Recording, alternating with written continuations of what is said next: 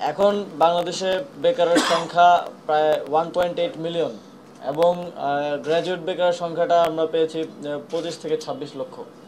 এবং আমরা 5 লক্ষ বলেছি 2 বছরের মধ্যে সরকারিভাবে, সরকারি খাতে না, সরকারিভাবে সবাই তো রেভিনিউ খাতে না, সরকারি বিভিন্ন প্রশিক্ষণ কার্যক্রমের মাধ্যমে এবং সরকারের বিভিন্ন প্রকল্পতে অনেকে কর্মসংস্থান নিশ্চিত করা হয়।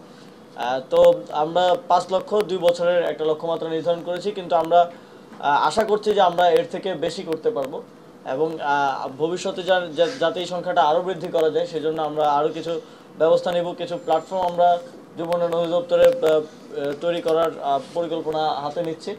এবং এখানে খাতগুলো বলা হয়েছে যে রেভিনিউ খাতে 2468 জন হচ্ছে গত 100 দিনে কর্মসংস্থান সৃষ্টি হয়েছে।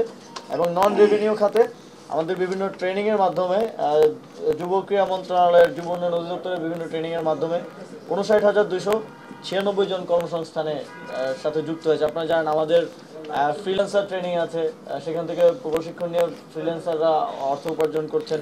ড্রাইভিং ট্রেনিং আছে, তারপরে ট্রাফিকের আমরা যে সচেতনতা ট্রেনিং দিলাম তারপরেও সেখান থেকে কর্মসংস্থান হচ্ছে।